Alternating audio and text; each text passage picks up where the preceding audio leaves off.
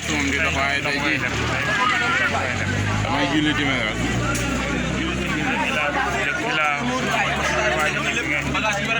waaye booy ñibbi nag da nga koy war a def sa temps bi yëpp lan moo ko tee leer laa xam war a julli timis rek koy takk ñu waaye yow moom mën ngaa toog ba xam nga da ngay ñibbi ginnaaw su moom da ngay xoole ba noppee gis nit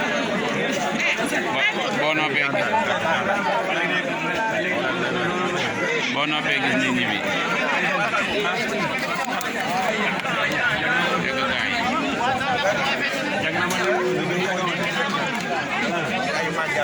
ay naan rek topp kafe gi naan rek ne ko yaa ngi naan kafe rek ah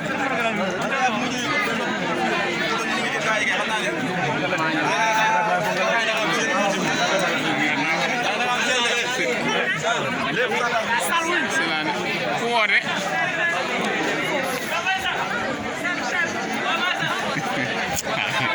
waaye Jofal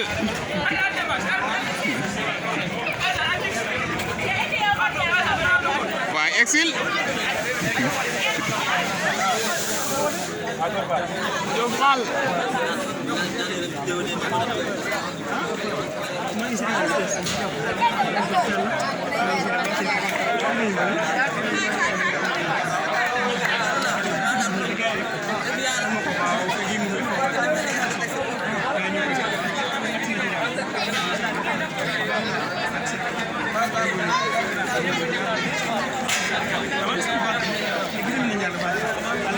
Jofal am annexe kilomètre joli zasta dagema masal ma ko toti liggéey bi foo koy fekk ne bu ñaagi kër gi de ma tegal la ko ci télé bi nga seetaan ana Tafa Njaay aw mam pinte ba ñu gën a ko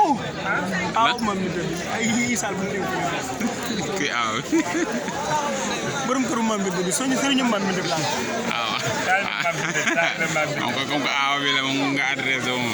talibé mam bi def Iwadou yi Jofal tigi la koy après man di yàlla bo gisee ba léegi yaa ngi ni ma jàpp ko rafet nga waat ko ñaare bu la neexee waaye nag di bu ko lool ndama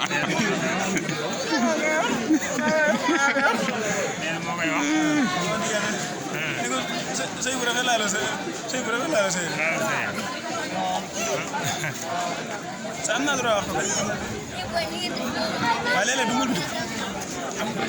bu doon Facebook bi fii amul kii amul